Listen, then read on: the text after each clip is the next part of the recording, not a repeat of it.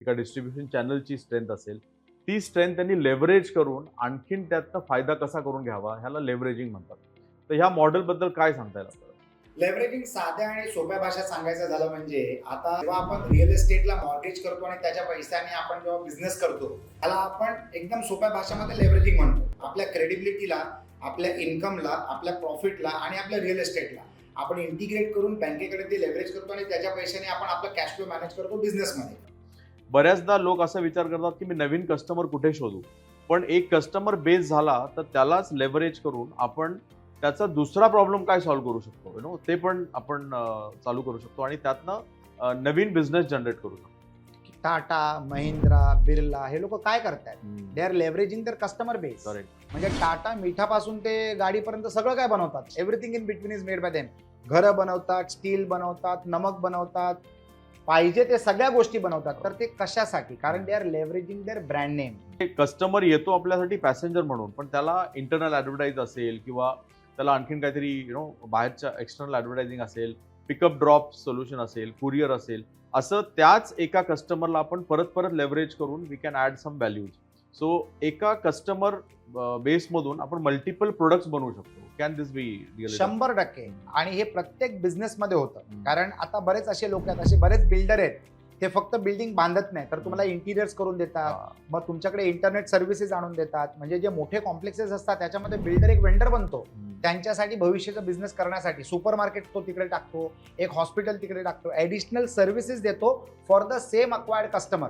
So leveraging हा एक concept आहे आणि लेव्हरेजिंग म्हणजे कमी एफर्ट्समध्ये जास्तीत जास्त इम्पॅक्ट कसा करायचा. प्रत्येक उद्योजक जेव्हा एखादा व्यवसाय सुरू करतो, एखादा व्यवसाय सेटल करतो, त्यावेळी त्याच्याकडे एक स्ट्रेंथ येते. त्याच्याकडे ती कस्टमरची स्ट्रेंथ असेल किंवा नॉलेजची स्ट्रेंथ असेल किंवा एका डिस्ट्रीब्युशन चॅनलची स्ट्रेंथ असेल, ती स्ट्रेंथ त्यांनी लेव्हरेज करून आणखीन त्यातनं फायदा कसा करून घ्यावा ह्याला लेव्हरेजिंग म्हणतात. तर ह्या मॉडेलबद्दल काय सांगता येईल आपल्याला? लेव्हरेजिंग साध्या आणि सोप्या भाषेत सांगायचं झालं म्हणजे आता जेव्हा आपण रिअल इस्टेटला मॉर्गेज करतो आणि त्याच्या पैशाने आपण जेव्हा बिझनेस करतो त्याला आपण एकदम सोप्या भाषेमध्ये लेव्हरेजिंग म्हणतो. आपल्या क्रेडिबिलिटीला, आपल्या इन्कमला, आपल्या प्रॉफिटला आणि आपल्या रिअल इस्टेटला आपण इंटिग्रेट करून बँकेकडे ते लेव्हरेज करतो आणि त्याच्या पैशाने आपण आपला कॅश फ्लो मॅनेज करतो बिझनेसमध्ये. हा झाला साधा सोपा लेव्हरेज. पण आपण जर आपल्या स्पेअर कॅपॅसिटीला आपल्याला वापरता आलं तर that is also another leverage. For example माझे रेस्टॉरंट आहे सांते स्पा कुझिनचे. आता तिथे जर मी सबस्क्रिप्शन मॉडेल सुरू केलं तर माझ्याकडे रेस्टॉरंट आहे, लायसन्सेस आहेत, रॉ मटेरियल आहे, माझे स्टाफ आहे आणि माझा ब्रँड नेम देखील आहे, माझ्याकडे मेन्यू सुद्धा आहे. याच गोष्टींना घेऊन जर मी सबस्क्रिप्शन मॉडेल सुरू केलं पण रोज माझं जेवण कस्टमरच्या घरी जाऊ शकतं in the form of breakfast, lunch, dinner or whatever he wants to buy, तर महिन्याभराचं तू माझ्याकडे सबस्क्रिप्शन घेऊ शकतो ज्याचे पैसे तुम्हाला ॲडव्हान्समध्ये देतो. तर मी काय करतोय, तर मी माझं ब्रँड नेम आणि माझं इन्फ्रास्ट्रक्चर लेव्हरेज करतोय. माझी फॅक्टरी चालते भिवंडीला. आता त्या फॅक्टरीमध्ये जे प्रोडक्ट्स आम्ही बनवतो, आम्ही मेटलचे वॉटर स्टोरेज टँक्स बनवतो. आता त्याच फॅक्टरीमध्ये त्याच मशिनरीला घेऊन, त्याच मॅनपॉवरला घेऊन जर मी दुसरे काही प्रोडक्ट्स बनवायला सुरू केलं तर I am leveraging my infrastructure. आता समजा माझं ब्रँड आहे आणि माझ्या ब्रँडमध्ये जर मी एक मार्केट प्लेस क्रिएट केलं जिथे मी फॅशन ॲक्सेसरीज विकतोय, तर मग तिकडे मी कपडे विकू शकतो, तिथे मी दागिने विकू शकतो, तिथे मी आर्टिफिशियल ज्वेलरी विकू शकतो. तर I am leveraging my market place. कारण ज्या कस्टमरला मी माझ्या मार्केट प्लेसवर आणतोय त्याच्याबरोबर त्याला मॅक्सिमम प्रोडक्ट्स कसे मी विकू शकतो ते मी पाहू शकतो. बरेच बिझनेसेस असे असतात जिथे आपण आपलं गुडविल आणि इन्फ्रास्ट्रक्चर इतर कामांसाठी वापरू शकतो. त्याला आपण म्हणतो लेव्हरेज. आपण जो उद्योग करतोय या उद्योगामध्ये आपण किती प्रकाराचे लेव्हरेज करू शकतो हे पाहणं गरजेचं आहे. भूमी पेडणेकर नावाची आपली मराठी मुलगी आहे जी एक फेमस ॲक्ट्रेस आहे. तिने ॲक्वा या नावाचं तिने एक ब्रँड सुरू केलं, पाण्याचा ब्रँड. तर ती रेस्टॉरंटना लेव्हरेज करते तिचं ब्रँड अवेलेबल करण्यासाठी. तर तिचं प्रोडक्ट सॉन्तेच्या प्रत्येक रेस्टॉरंटमध्ये अवेलेबल आहे. तर तिने आमचं इन्फ्रास्ट्रक्चर लेव्हरेज केलं आणि आम्ही तिचं ब्रँड व्हॅल्यू आणि तिच्या प्रोडक्टचं ब्रँडिंग आम्ही लेव्हरेज करतोय. तर त्याला आपण क्रॉस लेव्हरेजिंग म्हणतोय. तर अशा पद्धतीने तुम्ही काय लेव्हरेज करू शकता याचा तुम्ही विचार केला पाहिजे. आता पुण्याला जे आमचं रेस्टॉरंट आहे ते 10-12 हजार फुटाचं रेस्टॉरंट आहे. काल मी एका पेंटिंग एक्झिबिशनमध्ये होतो. तर त्या पेंटिंग एक्झिबिशनमध्ये मी त्या ऑर्गनायझरला सांगितलं, इज अ रशियन आर्टिस्ट आणि ग्लोबली फेमस रशियन आर्टिस्ट आणि अप्रतिम आर्ट आहे. आता रेस्टॉरंटच्या कॉन्सेप्टमध्ये जर पेंटिंगचं एक्झिबिशन लागलं तर माझ्याकडे येणारे जे कस्टमर्स आहेत दे are the same people were पेंटिंगचे कस्टमर्स. तर याला आपण म्हणतो लेव्हरेजिंग. आणि त्या पेंटिंगमुळे जे माझे न येणारे कस्टमर्स होते ते जर यायला सुरू झाले तर it is an advantage to the restaurant. Correct. तर आपण प्रत्येक रिसोर्सला ॲज एंटरप्रेन्योर्स कसं मॅप करू शकतो, टॅप करू शकतो आणि लेव्हरेज करू शकतो हे महत्त्वाचं आहे. लेव्हरेजने होणारा जो बिझनेस असतो ना तो हमेशा नेहमी प्रॉफिटेबल असतो. तर आपण हे लेव्हरेज कसं घेऊ शकतो आणि कसं करू शकतो हे महत्त्वाचं आहे. आता फक्त एक एक्झाम्पल देतो तुम्हाला. गोल्ड लोनचं जे कॉन्सेप्ट आहे ना, गोल्ड लोनचं, तर गोल्डवर लोन देणारी जी कंपनी असते ना ते लोक ह्या गोल्डला मल्टिपल टाइम्स लेव्हरेज करतात बँकिंग इन्स्टिट्यूशन्सकडनं. त्याला 4 पटीने लेव्हरेज करतात, 5 पटीने लेव्हरेज करतात वगैरे वगैरे. सांगायचं तात्पर्य म्हणजे बँक तर फक्त व्याज घेईल, पण लेव्हरेज केलेल्या पैशामुळे तुमचा जो धंदा वाढतो आणि त्यामुळे जो तुमचा जो प्रॉफिट वाढतो तो तुमचाच झाला. तर लेव्हरेजचे वेगळे वेगळे पद्धती असतात आणि त्या पद्धतीने तुम्ही बऱ्यापैकी बिझनेस करू शकतात. NBFCs आहेत, हे NBFC हाऊसिंग लोन देतात. तर हाऊसिंग लोनवाले जे बँक्स असतात किंवा मोठे फायनान्शियल इन्स्टिट्यूशन्स असतात ते ह्यांना पैसे यासाठी देतात कारण त्यांच्याकडे जमा असलेले जे ॲसेट्स असतात त्याला हे लोक मल्टी लेव्हरेज करू शकतात. तर प्रत्येक बिझनेसमध्ये एक लेव्हरेजची ऑपॉर्च्युनिटी असते. तुमच्या बिझनेसमध्ये ती काय ऑपॉर्च्युनिटी आहे ना हे तुम्ही शोधून काढलं पाहिजे. तर जर तुम्हाला मदत पाहिजे असेल तर you can write to us. We can help you in ideating किंवा व्हॅलिडेटिंग द लेव्हरेज प्लॅन जे तुम्ही बनवताय. पण लेव्हरेज करणं महत्वाचं आहे. लेव्हरेजने तुमची प्रॉफिटेबिलिटी वाढू शकते. करेक्ट. बऱ्याच ठिकाणी ना लोकांकडे आयडियल ॲसेट्स असतात आणि दे डोंट नो ह्या ॲसेट्सचं करायचं काय. पण त्यात ॲसेट सुद्धा एक लेव्हरेज आहे. म्हणजे त्या ॲसेटला तुम्ही लेव्हरेज करू शकता and you can become a associate in a new business. म्हणजे तुमच्याकडे वेअरहाऊसिंग आहे किंवा तुमच्याकडे कमर्शियल स्पेस आहे.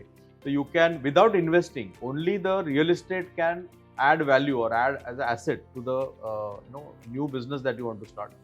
बऱ्याचदा लोक असा विचार करतात की मी नवीन कस्टमर कुठे शोधू. पण एक कस्टमर बेस झाला तर त्यालाच लेव्हरेज करून आपण त्याचा दुसरा प्रॉब्लेम काय सॉल्व्ह करू शकतो ते पण आपण चालू करू शकतो आणि त्यातनं नवीन बिझनेस जनरेट करू शकतो. टाटा, महिंद्रा, बिर्ला हे लोक काय करतायत? They are leveraging their customer base. Correct. म्हणजे टाटा मिठापासून ते गाडीपर्यंत सगळं काय बनवतात. Everything in between is made by them.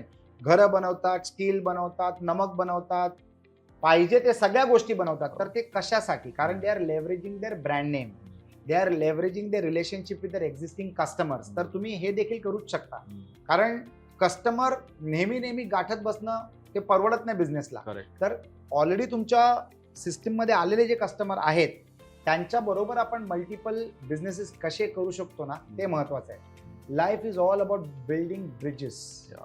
एकदा तुम्ही ब्रिज बांधला ना मग त्या ब्रिजवर मल्टिपल टाईपच्या वाहनं तुम्ही चालवू शकता. प्रत्येक गाडीच्या ब्रँडसाठी एक वेगळा ब्रिज बनत नाही. तर business is like a bridge. तुम्ही तुमच्या कस्टमर बरोबर एक ब्रिज बनवला ना, विश्वासाचा ब्रिज, की मग त्याच्यावर तुम्ही अनेक प्रोडक्ट चालवू शकता आणि then business expands and adds value to your profitability. बऱ्याचदा मला बिझनेस ओनर असं म्हणतात की we are now doing diversification किंवा मी डायव्हर्सिफाय करतोय नवीन बिझनेसमध्ये. पण डायव्हर्सिफिकेशन ना हे नेहमी लेव्हरेज करण्यासाठीच असतं की तुमच्याकडे एक मला माहिती आहे की जे ऑपरेशन थिएटरमध्ये लागणारे जे युटेन्सिल्स असतात, नॉनस्टिक असतात, ते बनवणारी कंपनी होती आणि त्यांच्याकडे रॉ मटेरियल होतं, मॅनपॉवर होतं, सिस्टम्स होत्या, मशिनरीज होत्या. तर त्या सगळ्या लेव्हरेज करून त्यांनी नॉनस्टिक कुकवेअर बनवलं. सो इट इज बाहेरच्या जगासाठी it is leveraging, it is diversification, पण इंटरनली इट इज लेव्हरेजिंग. आहे त्या स्ट्रेंथला तुम्ही लेव्हरेज केलं. तर प्रत्येक डायव्हर्सिफिकेशन करताना हा विचार करायला हवा की माझ्याकडे काय स्ट्रेंथ आहे, काय ॲसेट आहे आणि त्याच्यातनं मला डायव्हर्सिफाय करायला हवा. तो how can everybody diversify using a leveraging mindset. बरेच लोक अलॉंग द बिझनेस शिकतात. माझा एक मित्र आहे, साधारणतः 3500 कोटीचा टर्नओव्हर करतो आणि त्याचा मूळ धंदा होता वॉटर ट्रीटमेंट प्लांट्स. तर त्याला चंद्रपूरला वॉटर ट्रीटमेंट प्लांट लावायचा कॉन्ट्रॅक्ट मिळाला सरकारकडनं. पण तिथे आणि ते टाइम बेस्ड असतात ना, तुम्हाला अमुक वेळेमध्ये जर तुम्ही नाही पूर्ण केला तो प्रोजेक्ट तर तुम्हाला पेनल्टी लागते. त्याला सगळ्यात मोठा प्रॉब्लेम याचा पॉवरचा. अनइंटरप्टेड पॉवर सप्लाय नव्हतं आणि त्याच्यामुळे त्याचा प्रोजेक्ट डिले होत होता. तर त्यांनी सोलार सिस्टम बसवली. ती सोलार सिस्टम बसवण्याच्या प्रक्रियेमध्ये त्याला सोलार सिस्टम कशी बसवायची हे समजलं आणि त्याचा किती मोठा फायदा आहे ते देखील समजलं. तर आता तो वॉटर ट्रीटमेंट प्लांटचा बिझनेस करतो प्लस सोलर इन्स्टॉलेशनचा बिझनेस पण करतो. आणि सोलर इन्स्टॉलेशनचा त्याचा बिझनेस जो आहे ना तो त्याच्या मूळ बिझनेसपेक्षा मोठा बिझनेस झालेला आहे. म्हणजे त्याचा वॉटर ट्रीटमेंट प्लांटचा बिझनेस आज 1500 कोटीचा आहे आणि त्याचा सोलर इन्स्टॉलेशनचा बिझनेस जो आहे तो 2000 कोटीचा आहे. Wow. तर sometimes you learn along the way. म्हणजे Correct. तुम्ही आता Bajaj scooters, Bajaj company famous झाली स्कूटरमुळे, पण आज ते स्कूटर नाही बनवत, ते बाईक्स बनवतात. आणि आफ्रिकामध्ये they are the number 1 bike manufacturer in the whole continent of Africa. तर जी कंपनी स्कूटरमुळे ओळखली जायची ती कंपनी आज स्कूटर नाही बनवत, ते मोटरसायकल बनवतात. तर दे लेव्हरेज दर एंटायर इन्फ्रास्ट्रक्चर एक नवीन प्रोडक्ट बनवण्यासाठी. चाकं तर 2च आहेत ना, Correct. स्कूटरला सुद्धा आणि बाईकला सुद्धा. पण त्यांनी ट्रेंड चेंज केला आणि त्यांनी बाईक बनवले. आणि they are the leading players not only in India but in the whole African continent. तुम्हाला काय लेव्हरेज करायचंय, कसं लेव्हरेज करायचंय, कधी लेव्हरेज करायचंय, कोणाबरोबर लेव्हरेज करायचंय, हे जर गणित मांडता आलं ना तर you can really multiply your revenues आणि profits. Correct. I think joint ventures पण केले जातात ना, that is only about leveraging each other strength. म्हणजे माझे कस्टमर आणि तुमचे कस्टमर, किंवा माझे स्ट्रेंथ आणि तुमचे स्ट्रेंथ, किंवा माझे ॲसेट्स आणि तुमचे ॲसेट, हे जर एकत्र आले तर कमी एफर्टमध्ये आपण जास्त इम्पॅक्ट करू शकू. That is the ideal joint venture, so both should have some strength. दोघांकडे स्ट्रेंथ असायला हवी. तर दोन कुठलेही उद्योजक एकत्र आले तर त्यांचे कस्टमर्स एकत्र करून, किंवा माझ्या कस्टमर्सला तुम्ही काय सेल करू शकता आणि तुमच्या कस्टमर्सला मी काय सेल करू शकतो. I think that is the best leveraging, ज्याला आपण बिझनेस नेटवर्किंग म्हणतो. That is actually leveraging of contacts. Absolutely. आणि आपल्याला ना कुठचाही बिझनेस करण्यासाठी भरपूर रिसोर्सेस लागतात आणि प्रत्येक रिसोर्स आपण विकत घेऊ शकत नाही आणि प्रत्येक रिसोर्स आपल्याला विकत घ्यायची गरज नाही. Correct. We can leverage somebody else's resource. म्हणजे माझी स्पेअर कॅपॅसिटी तुम्हाला फायदेशीर असू शकते आणि तुमची स्पेअर कॅपॅसिटी माझ्यासाठी उपयोगी ठरू शकते. जर असं आपण लेव्हरेज करायला गेलो तर इट विल बी एक्सलंट. आता फॉर एक्झाम्पल मारुतीमध्ये आणि टोयोटामध्ये म्युच्युअल लेव्हरेज चालू केलं त्या लोकांनी. म्हणजे ग्रँड विटारा आणि अर्बन क्रुझर या दोन्ही गाड्या सेम दिसतात, सेम डीलरशिप कडनं विकल्या जातात, पण दोन्ही वेगळ्या वेगळ्या कंपनीज आणि दोन्ही वेगळ्या वेगळ्या ब्रँड्स आहेत. प्राइस पॉईंट पण त्यांचे ऑलमोस्ट सिमिलर आहेत. तर त्यांनी एक दुसऱ्यांची डीलरशिप्स लेव्हरेज केल्या. इन्फ्रास्ट्रक्चर लेव्हरेज जर तुम्ही केलात ना तर तुम्हाला बऱ्यापैकी पैसा मिळतो. अगोदर मोबाईल टावर जे बनायचे ना तर प्रत्येक कंपनी स्वतःचं टावर उभं करायचं आणि that was not viable for business. आजच्या तारखेला एकाच टावरवर सगळे मोबाईल प्रोव्हायडर्स त्याच्यामध्ये इन्क्लूड होऊन जातात. बरोबर आहे. आता फॉर एक्झाम्पल समजा जर मला इंटरनॅशनल फ्लाईट घ्यायची असेल, समजा मला व्हर्जिन अटलांटिकची फ्लाईट पकडायची आहे इकडनं आणि मला जायचं अटलांटाला, तर इकडनं लंडन पर्यंत मला व्हर्जिन अटलांटिक घेऊन जाईल आणि लंडन पासून ते अटलांटापर्यंत मला डेल्टा एअरलाइन्स घेऊन जाते. तर दे आर लेव्हरेजिंग कस्टमर्स आणि देअर इन्फ्रास्ट्रक्चर. तर आपण अशा कोलॅबरेशन आपल्या बिझनेसमध्ये कसे करू शकतो आणि लेव्हरेज करू शकतो हे बघणं महत्वाचं आहे. शेवटी तुम्हाला शेअर काय करायचं असतं, प्रॉफिट. आणि जर ॲडिशनल प्रॉफिट होत असेल आणि जर त्याच्यामध्ये आपल्याला शेअर करायची पाळी येत असेल विदाउट ॲडिशनल रिस्पॉन्सिबिलिटी तर ते सोन्याहून पिवळं. प्रॉफिट बांटने से बढ़ता है. म्हणून profit making companies are giving dividends. जेवढं ते डिव्हिडंड देतात ना तेवढा त्यांचा मोठा बिझनेस होत जातो, कारण त्यांना लोकांचे विशेष गुडलक देतात.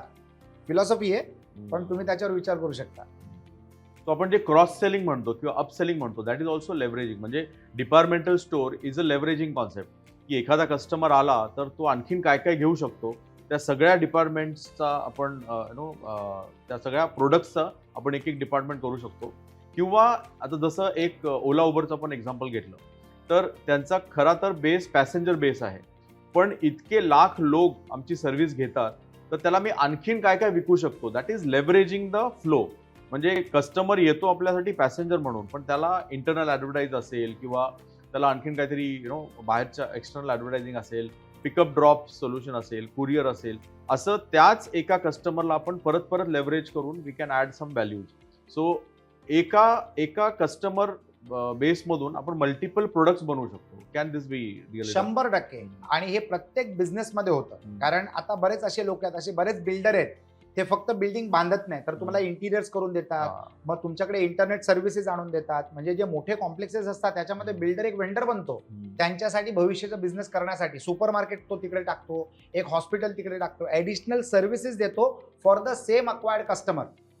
आता जे आपण मल्टिपल मोठे कॉम्प्लेक्सेस जे पाहतो, जे 25 एकरमध्ये, 50 एकरमध्ये, 100 एकरमध्ये बांधले जातात, त्या कॉम्प्लेक्सेसमध्येच ॲडिशनल सर्व्हिसेस क्रिएट केले जातात. बिल्डर शाळा बांधतो, मग हॉस्पिटल बांधतो, मग सुपर मार्केट बांधतो, मग थिएटर्स बांधतो, मग इंटरनेटचं कनेक्टिव्हिटी देतो, एवढ्या सगळ्या गोष्टी प्रोव्हाइड करतो ना की अक्वायर केलेल्या कस्टमरकडनं जीवनभर आपण कसा व्यापार करत बसू शकतो किंवा रेव्हेन्यू जनरेट करत बसू शकतो याच्यावर ते लोक गणित मांडतात. आणि अशा लोकांना इंटरनॅशनल फंडिंग देखील मिळते. म्हणजे पवईमध्ये एका फार मोठ्या बिल्डरला एक आंतरराष्ट्रीय फंडने ब्रुकफिल्डने मोठी इन्व्हेस्टमेंट केली. का केली? कारण he has got an ecosystem in that complex. पूर्णच्या पूर्ण इकोसिस्टम म्हणजे, आणि तो राहणारा जो कस्टमर असतो ना तो पैसे कमवतो त्याच्या जीवनासाठी आणि त्या पैशाच्या इन्कम मध्ये तो खर्च पण त्याच कॉम्प्लेक्स मध्ये करत राहतो नेहमी परत. It is a repeat expenditure for that customer who staying there, परंतु income for that businessman who is involved with those businesses. तर असं जर तुम्ही लेव्हरेज करत गेलात, आपल्या बिझनेसमध्ये आपण लेव्हरेज ते कसं घडवू शकतो हे आपल्यावर अवलंबून असतं. आता जे लोक शाळा चालवतात ते शाळाच्या एका बिझनेस मॉडेलमध्ये अनेक बिझनेस मॉडेल असतात. कॅन्टीन आउटसोर्स असतं, बस सर्व्हिसेस आउटसोर्स असतात, टेक्नॉलॉजी बेस्ड प्रोडक्ट ते विकले जातात ते आउटसोर्स असतात किंवा त्याच्यामध्ये रेव्हेन्यू मॉडेल असतो. पिकनिक्स असतात त्याच्यामध्ये रेव्हेन्यू मॉडेल असतो, इव्हेंट्स असतात त्याच्यामध्ये रेव्हेन्यू मॉडेल असतो. म्हणजे एवढ्या भरपूर वस्तू केल्या जातात एकाच कस्टमर बेसकडनं, which is excellent for any business model. जे आपण थिएटर्स पाहतो त्या थिएटर्समध्ये फक्त पिक्चरचे तिकीट विकून पैसे कमवले जात नाहीत ना.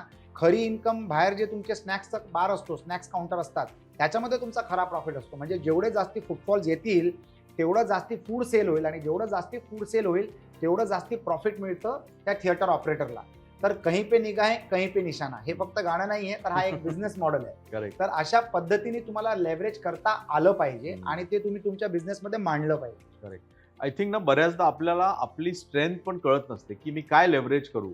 जसं आता इंटरनॅशनल कंपनीजना इंडियामध्ये यायचं आहे, तर आपल्याकडे एक स्ट्रेंथ आहे जी आपल्याला माहित नाही, आणि ती स्ट्रेंथ अशी आहे की वी अंडरस्टँड इंडिया. आपल्याला भारत कळतो, आपल्याला भारतात काम कसं करायचं ते कळतं, आणि ते इंटरनॅशनल ब्रँड्सला कळत नाही. So you can leverage that knowledge, की इंडियामध्ये काम कसं करतं, इंडियन कस्टमर विचार कसा करतो, इंडिया सिस्टम कसे चालतात, इंडियामध्ये ए सिटीज, बी सिटीज, सी सिटीजचा माइंडसेट कसा आहे, इतकं नॉलेज आपल्याकडे आहेत आणि हे आपण लेव्हरेज करत नाही आहोत. तर we can approach for any international brand आणि त्यांना सांगायचं की you can't understand India, we can definitely understand India. So आपलं जे नॉलेज आहे, इतक्या वर्षाचा जो अनुभव आहे, आपल्याला त्याची व्हॅल्यू कळत नाही बऱ्याचदा. पण if you say this is my strength, then how can I leverage that strength and start a new business. So what is this model? Will this work? 100% it will work. कुठचीही developing country जी असते ना, India is a developing country, तर developing कंट्रीमध्ये भरपूर local complications आणि local challenges असतात. आंतरराष्ट्रीय कुठच्याही कंपनीला येऊन एका डेव्हलपिंग कंट्रीमध्ये काम करण्यासाठी डिफिकल्टीज असतात आणि त्रास असतो. जे लोकल पहलवान असतात ना, ज्यांना पूर्ण इकोसिस्टम लोकली माहीत असते, दे कॅन वेलकम यू. तर तुम्हाला टेक्नॉलॉजी मिळते, कॅपिटल मिळतं, त्यांचं ब्रँड नेम मिळतं, या सगळ्या गोष्टी मिळतात आणि तुम्ही त्यांना एस्टॅब्लिश करण्यामध्ये मदत करू शकतात. तर लोकल पार्टनरशिप करणं फार महत्त्वाचं आहे. फॉर एक्झाम्पल, हे फक्त आंतरराष्ट्रीय लोकांना इथे येण्यासाठी करायची गरज नाहीये. तर मी मुंबईकर आहे, मी महाराष्ट्रातला आहे, पण मला जर तामिळनाडूमध्ये जाऊन काम करायचं असेल तर मी तिकडे एक लोकल पार्टनर घेणार. जर मी पुण्याला मला जर काय काम करायचं असेल तर मी पुण्याचा एक लोकल पार्टनर घेणार.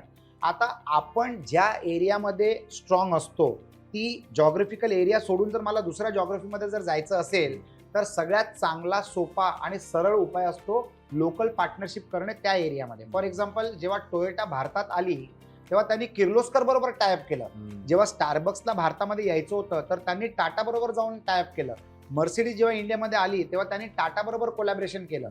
तर या सगळ्या गोष्टी आपल्याला काय शिकवतात? आता हे सगळे मोठे ब्रँड नेम आहेत ज्यांच्याबद्दल आपल्याला माहिती असते, पण भरपूर हजारो अशा कंपनीज आहेत ज्यांना भारतामध्ये मार्केट एस्टॅब्लिश करण्यासाठी त्यांनी त्यांच्या क्षेत्रातल्या लोकल एंटरप्रेन्योर्स बरोबर साठगाठ केली, पार्टनरशिप केली आणि स्वतःला येऊन भारतामध्ये एस्टॅब्लिश केलं.